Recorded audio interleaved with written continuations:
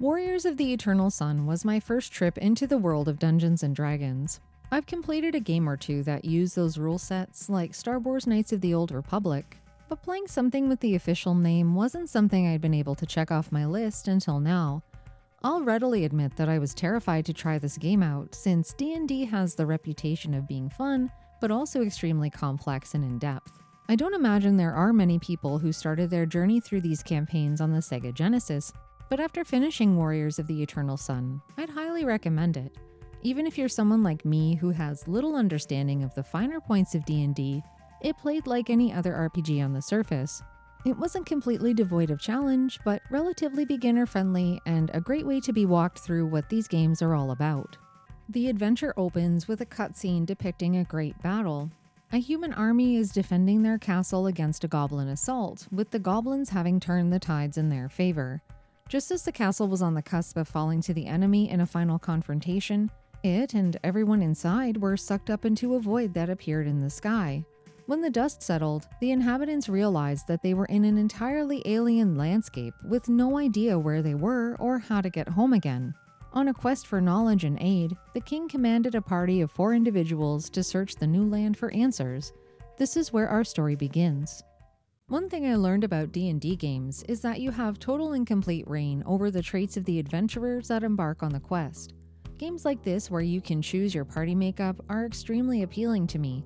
The replay value feels limitless, and even if you know the exact steps required to finish the game, you can alter the difficulty depending on the classes you select, but also through re-rolling stats until they're at a level that you want them to be. I'm not going to pretend that I know what the best party would look like, but I soon found out that the default one isn't really suitable for a first-time player. It stuck me with a fighter, a cleric, a magic user, and a thief. I spent my first few hours with this band and had a really hard time staying alive for very long. I don't know if it was having a squishy fighter or a complete lack of healing options, but the toughness of the encounters in the first area was pretty discouraging. It also didn't help that this lady's intense stare was starting to give me the willies, so I ended up consulting my husband and the game resources to research a group that would suit my personal style more. I went for classes that have multiple benefits, like good physical attack and the ability to use some magic, along with support skills like trap or secret detection. The party I ended up playing through the game with was a dwarf fighter, a cleric, an elf, and a thief. I should take a moment to highlight that while the regular game manual has tons of useful information on its own, Warriors of the Eternal Sun had a fantastic hint book too. I obviously ignored the sections that showed dungeon maps since I like to make my own, but deeper into the booklet were invaluable resources for a D&D beginner like me. There was so much information here on each class, like level up thresholds, the kinds of magic they could use and what level it's learned, which weapons could be wielded by each group, and the list goes on and on. The artwork in here is gorgeous. They really went all out to bring life and lore to the things you encounter on the quest. Even if you don't decide to play this one, but are at all familiar with Dungeons & Dragons in general, it's worth flipping through just to enjoy this eye feast. The perspective while exploring the lands is that strange top-down kind where everyone looks like they're going to fall off the ground they're standing on. There was a surprising amount of detail lovingly stippled into these environments, especially inside of the castle. Small bits of polish like armor and shields on the walls in the shops, or the colorful stained glass windows in the church dressed things up nicely. My favorite spot to visit was the cemetery, with all the humorous gravestone epitaphs to bump into, though I wasn't all that impressed by the monuments that foreshadowed my heroes' untimely deaths. Outside the castle walls was a constant supply of greens and browns, trees and grasses and rocks no matter where you turned. The in-game map ensured I didn't get lost in it all, and also identified a couple of points of interest to check out. Warriors of the Eternal Sun feels utterly open-ended at the beginning, compounded even further by aloof townspeople's statements that don't reveal very much about where to go or what to do. The castle dwellers' wishy-washiness normally left me chasing many leads that yielded nothing, and until you crack the mystery of what's expected of your survey team, progress will be fleeting. The ever-changing NPC dialogue kept me stroking my metaphorical beard about what my next move should be, but this is the furthest thing from an experience that rolls out a red carpet all the way to the next goal. It's the evasive nature of the next step that kept me engaged and curious, but your mileage may vary depending on the kind of game style you like. Anyway, in terms of the character details, you could see all 4 members of your party at once, and I was tickled at how well they adjust to their surroundings, ducking and weaving behind the party lead. This fellowship really knows how to stick together. One cool detail is that in character creation, you assign one of 4 colors to differentiate them. This is important because the sprites don't change according to which equipment is worn.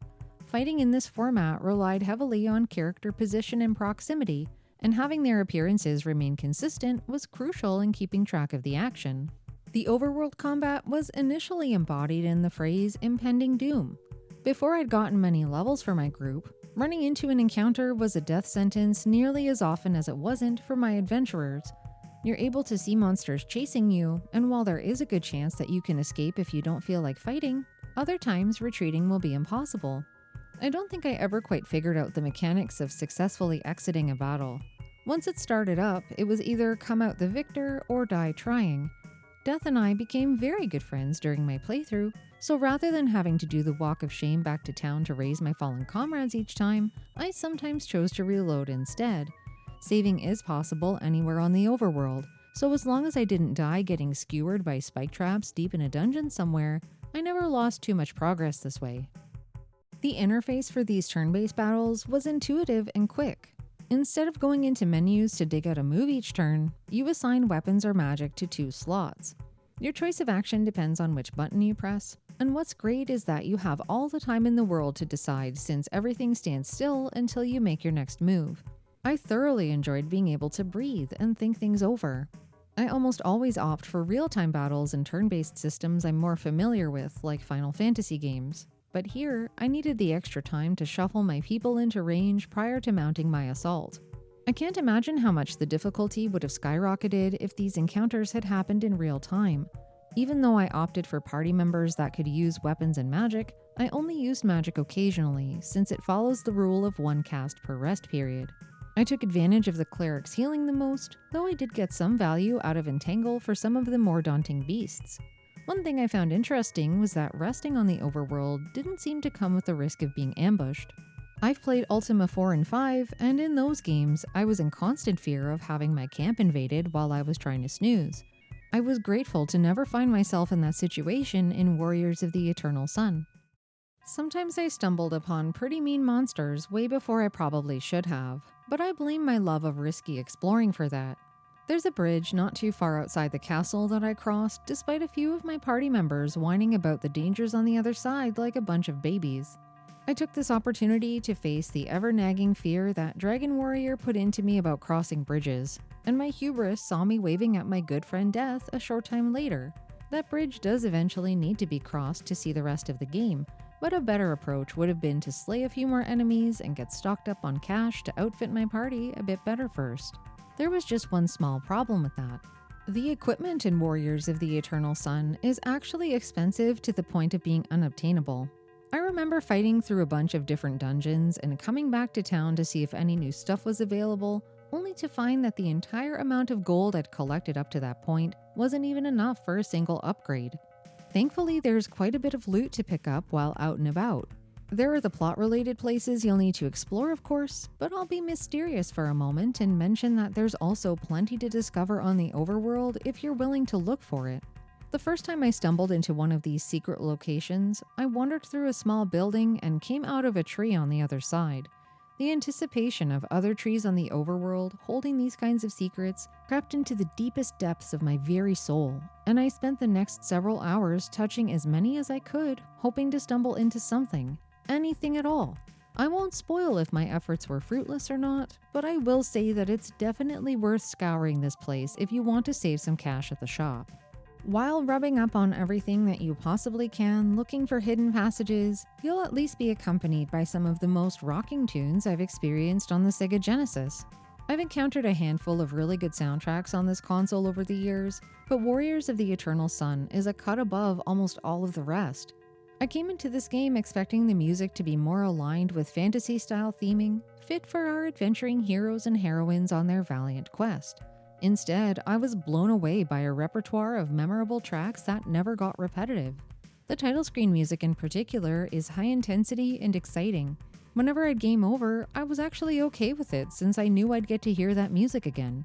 That's how good it was. That song and most of the soundtrack channels some very authentic heavy metal vibes.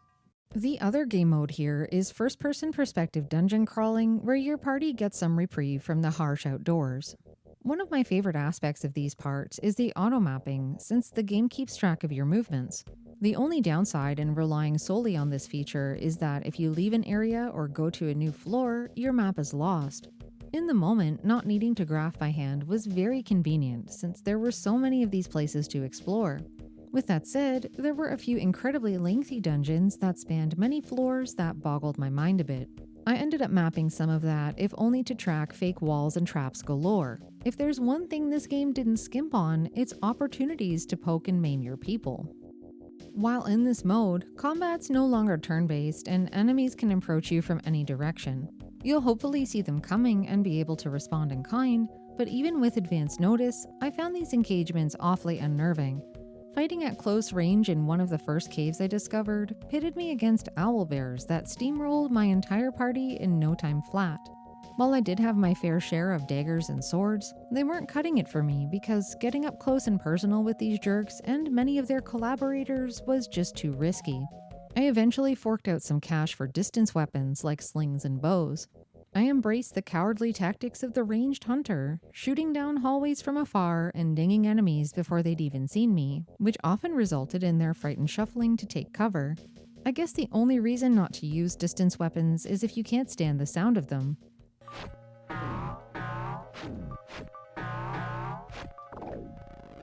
The noise they make is like flicking one of the springiest door stoppers multiple times a second for the entire length of the game. I didn't mind it personally, especially for the trade-off of staying alive. It's really no worse than the bow noise when you play as a rogue in Diablo 1. There's quite a bit of overlap in the monster types between both battle modes, but my preference was overwhelmingly the first-person perspective fights. In the turn-based encounters, you were completely at the mercy of whatever the enemy cooked up for you that turn. If that happened to be an overpowered move that killed every party member at the same time, there was no way to counter that or anticipate it. On the contrary, the live-action battles made me feel like a combat professional. I took advantage of juggling my foes by circling around while I wailed on them. None of them attacked unless they were facing me head-on, which made it easy to avoid taking damage as they played catch-up, trailing my movements. Getting surrounded was a big issue from time to time, but this strategy normally worked beautifully. In terms of what you have the pleasure of facing off with, there were some really awesome creatures here, like undead, humanoids, and wild beasts. I was actually very impressed by the monster diversity. I saw brand new ones consistently throughout the game and even into the deepest parts of the final area. I could cough up a fairly long list of enemies that made my blood run cold, but there was this one crocodile-looking thing called a Phobosuchus that destroyed me every time I ran into it. Oh my god, he leveled. Okay, I'm gonna keep... A Phobosuchus! Uh-oh. Get him! 16 damage? Oh my god. You guys, I'm in trouble. Okay, we killed him, but at what cost? My friend is dead. I didn't think much of it the first time I saw it since I was too busy chuckling at its name, but I paid dearly for underestimating its mightiness. The inventory is my one complaint about this game. Not only was it small, the menu interface made it really fiddly to do anything inventory related. Every party member has their own space, and whoever's has room is where new items go when you pick them up. If that item happened to be a weapon they couldn't use or a scroll meant for another type of magic user, it took a couple of steps to sort those items to the correct person. I don't think a text prompt asking who should get each found item would have been any better, but the existing system seemed more complicated than it needed to be. There was also the issue of how to drop stuff. When you look at the menu list, it would appear that you can transfer things between members, but there's no obvious selection to drop. It turns out that it's in the options menu. That's the menu where I'd normally look for stuff like sound effects or controller settings in other games, not in-game actions. The manual spells this out pretty plainly, but it took me a while to find anyway. If you do drop an item, it appears on the ground beside your party. It's actually very nice that things never permanently disappear in case you change your mind and want them back later on. In other games, I've made the mistake of shedding plot-related stuff that disappeared forever, sometimes leaving me soft-locked and broken-hearted. That wasn't a possibility in Warriors of the Eternal Sun, but it was annoying that dropped items could get sucked right back into your pockets if you accidentally walked over them again. I did this often and had to go through what amounted to a lot of trouble to drop them a second time, followed by carefully navigating away from them. You also can't tell what things are until you pick them up, so backtracking through areas sometimes meant that I'd get excited over something I thought I'd discovered, only to find that it was the same old nasty low-level weapon I dropped hours before. This was more of a me problem than an issue with the game itself, but it felt worthy to mention given how frequently it came up. The one thing that actively thwarted me was having a full inventory when I came across quest items. It would seem easy enough to drop something to make space, but the game was fairly inconsistent as to whether plot advancing stuff joined your regular inventory or was just on your party without physically taking up room. On one heinous occasion, I'd finally made it through a particularly horrible dungeon and found someone deep inside to speak to.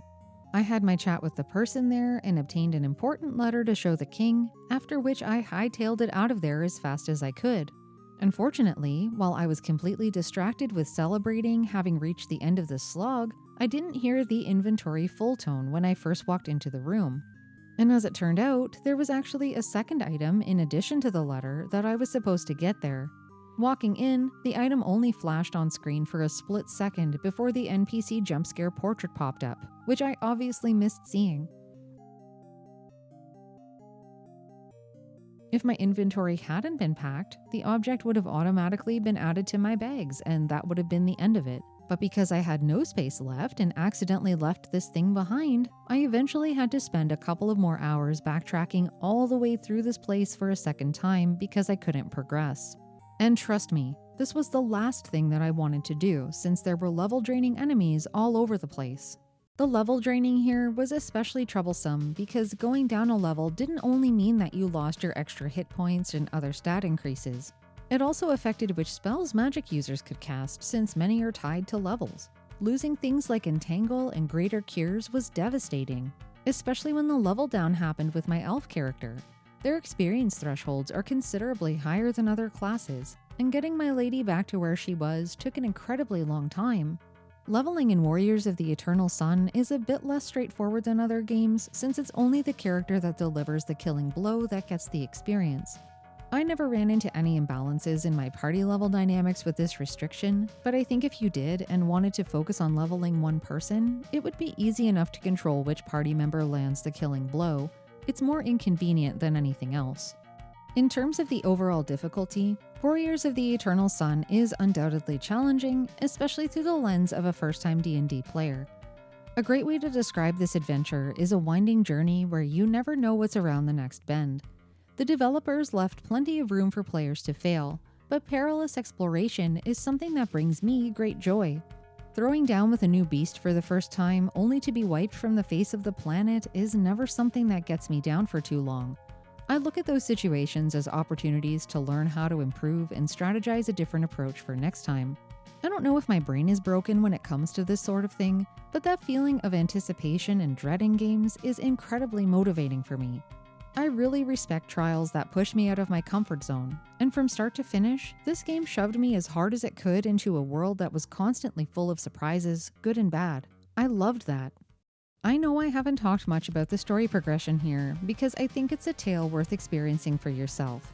If I may impart one word of caution, make sure you have multiple saves at all times. It's one thing to go ahead dauntlessly and make rapid progress, but to avoid getting into hot water, I can't stress enough how important it is to save often. While I'm sure most players could roll with any punches this game delivers, there are some points where I refused to accept my fate and decided to reload instead. Considering everything that these characters go through, I honestly wonder if dying to the goblins would have been a better fate after all. Dungeons & Dragons: Warriors of the Eternal Sun was a fantastic experience. Pushing past the intimidation factor and fully embracing the complexities of this game and its world was a treat I've rarely experienced in my gaming adventures. With all its replay value and class and character variety, as well as a soundtrack that invigorates players for the next bump in the story's path, it's been added to an ever-growing list of highly recommended games for the Sega Genesis.